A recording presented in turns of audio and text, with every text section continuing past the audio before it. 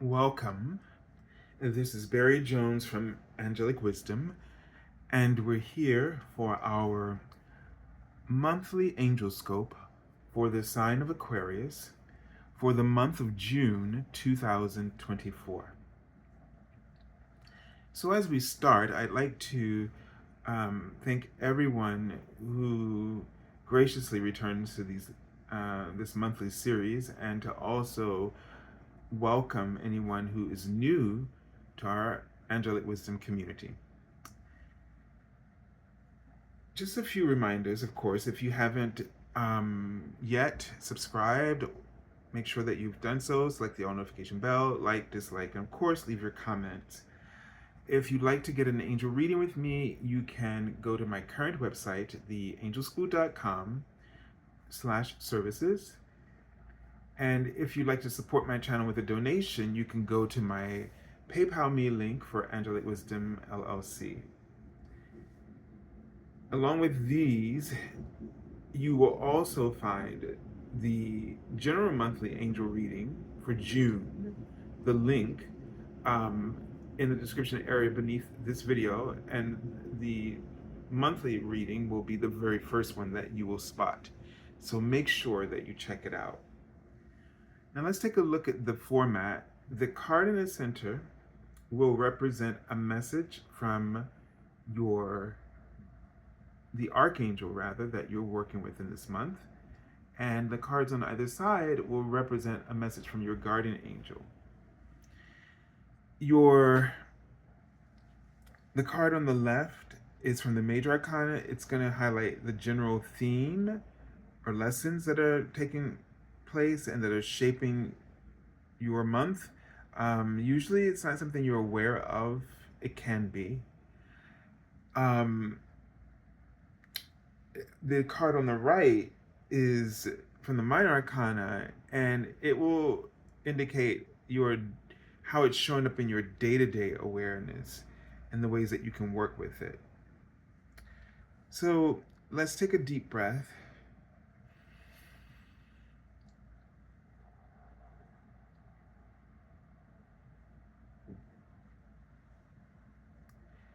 So I'm seeing pyramid shapes, and this is giving me a sense of you accessing some kind of cosmic wisdom in this month. And that this allows you to just sort of blossom like a flower. But it takes time. And also, it's a sense of the sun, the dynamic between the sun and the blossom. And that as you are willing to stand in the light and come out of the shade, you will open to who you truly are. And so therefore, it's also about really being in alignment with your gifts and talents and skills in such a way that they sort of identify and identify for others who you truly are. I'm seeing sort of like the back of a woman's neck, and there's numbers running along it, around it rather, almost like the numbers are like a necklace. I don't know what that means at all. I couldn't see any of the numbers in particular, but I knew they were numbers, maybe Roman numerals. Maybe it's like a clock. So maybe this is something of a sense of having a clock around your neck, this inflexibility, and with time and sort of, with the being a woman, there's that sense of intuition, and intuition and time are so different because time is sort of linear. It's sort of like an organization is very structured, it's very masculine. energy. And so there's this sense of tapping into that cosmic wisdom for timing, for the sense of timing, and getting that sense of timing from within yourself, from within your soul, not just in the structure, not just, just don't go by your plans, but let your plans be malleable to that sense of inner timing, or that instinct about what's appropriate now and what's not. And having the courage to do that, even in the face of, people making demands. You're working for them, so work for them. Don't be afraid to work for them. They might be like, well, you're working for me.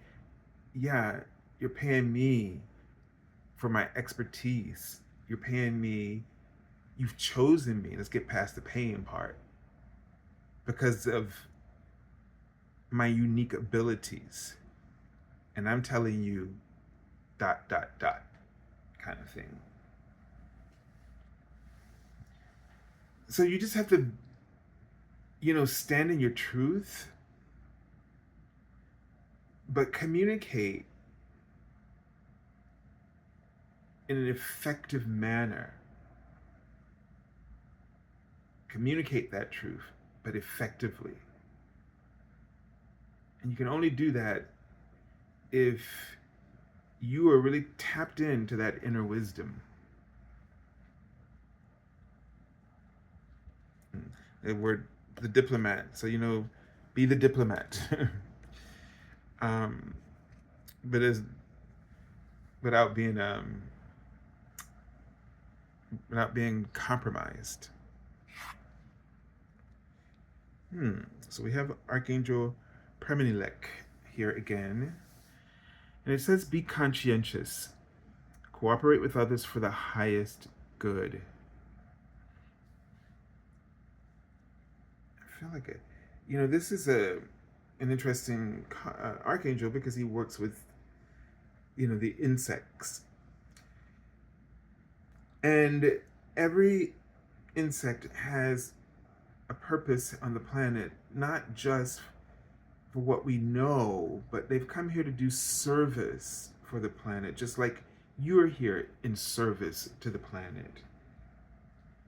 And you got to remember that even though sometimes people might not be at the same rank, might not be of the same rank, let's say if it's in your job, or they might not have your skills and your knowledge, but you're all in service for the same opportunities and reasons and goals, ultimately. So you got to really figure out how to, first of all, you got to understand what somebody else's purpose is, their function, their role, and how best, in understanding that, how best to cooperate with them, to work with them, and to utilize them, to utilize their talents appropriately. So, it's sort of like, don't assume and then misuse somebody's gifts. Everybody, when you're able to do the thing that you can do, and that your skill sets, allow you to shine, you don't mind doing what you're called here to do. But you do when it seems like nobody really understands what you bring to the table. Let's put it that way. So think about this in the same way in your life, in other areas, everybody's in your life for a reason. What gifts are they bringing into your life? Some challenge, some seem inherently supportive, some seem questionable. But we're all playing our parts to either to inspire or to help us to grow out of certain conditions, or to kind of push us in that direction, or nudge us in that direction that we need to, or push us in that direction, and sometimes it nudges in those directions. Be open. Be open.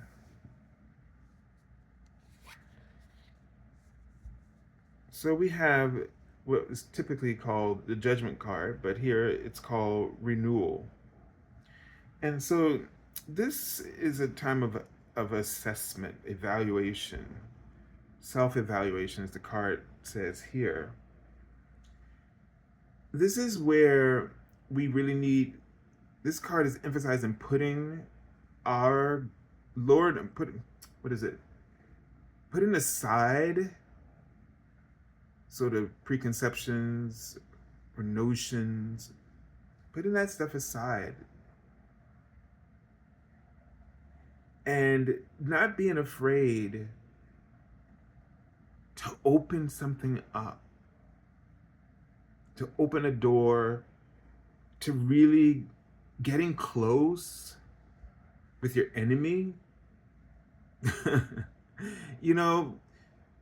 Discovering truth, discovering how things are really an opportunity for you to heal something, for you to grow, you to move forward.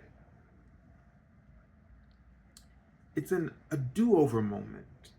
When I say that word rebirth, the thought that came to me was an opportunity for you to a do-over, a redo, to start over again. Clean slate. If there is something that's so contentious in your life and it's just like deadlock, okay, you know what? You can rehash, and where are you? Same place, stuck in the same position. So let's let everybody go, forgive, let everybody off the hook, and let's move forward. Let's start afresh. Let's get clear about what we really want to accomplish, and where can we find that common ground to really start, to get to know each other, so we can work together to fulfill our missions. So we have here the Six of Water, which is the Six of Cups. And we just see this one, younger person, like teenager, and sort of just looking. She's looking up at this feather, and it's like a sign of something for her. Now, this could be a sign. It's almost like, does it sort of, or connects her to something from the past. And the thing is that many of us, in the context of what this reading's, the direction is going, many of us find ourselves, stuck in the past, sort of thinking about things the way they've always been, kind of thing. But we need to tap into this aspect of the inner child that's imaginative, that's limitless, or is not limited by the past, but is sort of willing to be open to the expansion of possibilities in front of them. And is this an opportunity or a sign in your life for you to pivot and to not be so serious, to be more playful, more flexible? It's sort of going back to that the intuition thing, tapping into that inner voice. So don't let the past or things you've been taught in the past or certain approaches, don't let that be the thing that gets in the way of you being able to come to the table and find that common ground to move forward. All right, so I send you lots of love and angel blessings, and have a beautiful month of June. God bless you all.